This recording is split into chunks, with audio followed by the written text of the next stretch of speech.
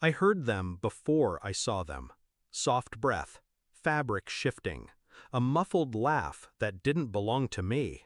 It was 2:13 a.m. I remember because the rain had stopped precisely then, and the digital clock blinked red like an open wound in the dark. She thought I was asleep. She thought I was blind. I lay perfectly still in the bed I had bought, in the house I had built, listening to the betrayal unfold 3 feet from my face. A shadow moved across the room. I could see it now, barely, but enough. The dim outline of her hand running down a body that wasn't mine. His breath was short, shaky, nervous. Not from guilt, no, from excitement, the kind born of stolen things. I blinked slowly, adjusting to the soft glow of the moon slicing through the window. It took everything in me not to sit up, not to scream. But I'd waited 4 years to see again. I could wait one more night to see everything. I hadn't told her when the surgeries started working. She cried at the hospital, saying she'd love me even in the dark forever. But forever, it turns out, has conditions. It started with silence. The way she'd smile when I faced the wrong direction, then sigh like I'd disappointed her. The phone would buzz when I touched her, always upside down on the nightstand, always silent. Then came the scent, another man's cologne clinging to her at 10 p.m. on a Tuesday. She said she'd joined a yoga class. The only pose she was perfecting was on her back. Still, I played my part. Blind husband, grateful, clueless. I waited for patterns, watched them form in gestures and gaps in stories. Every lie she told came smoother than the last. And I let her tell them, because once you start seeing again, you don't just look, you observe. The investigation began in silence. I'd memorized the shape of our room in blindness. Now I memorized new things. How long she stayed in the shower after girls' night.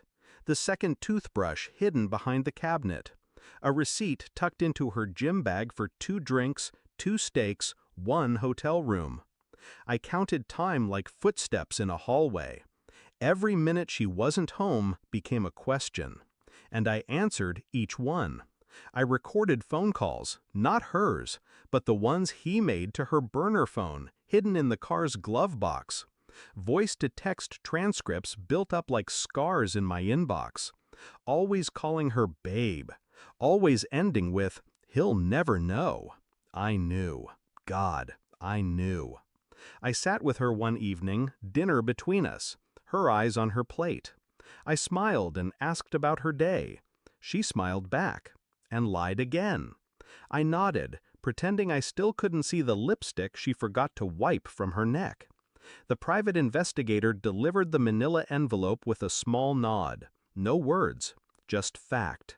Photos, dates, locations, everything I needed, everything I already knew, now documented in cold, clinical clarity.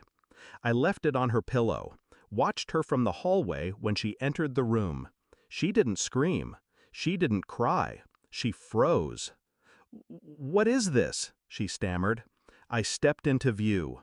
No cane, no guiding hands, just me, standing where I wanted, staring directly into her soul. "I liked you better when you were blind," she whispered. I smiled. I didn't. I didn't raise my voice, didn't curse, didn't touch her. I simply opened the closet and pulled out a suitcase, already packed. Set it beside her like a gift. "I know his address. Your things are there now." She looked like she wanted to scream, but her mouth trembled instead. It didn't mean." "You meant it enough to repeat it for a year." She dropped to the bed, not from grief, but from defeat. She never expected me to see her clearly, never expected clarity to come with consequences. I walked to the door and paused. "You'll never have to fake loving a blind man again." That's when she broke. Tears, sobs, the kind she'd rehearsed during our arguments but never earned. I left her there, drowning in her own performance. Sight isn't just vision, it's perspective. And now I see everything. The lies, the woman I thought I married, the man I chose to be. She took advantage of the dark. But the thing about darkness, it trains your ears to hear lies louder. I don't miss the man I was when I couldn't see. I pity him, because love makes fools of blind men. But clarity? Clarity makes monsters, and I've never seen more clearly in my life.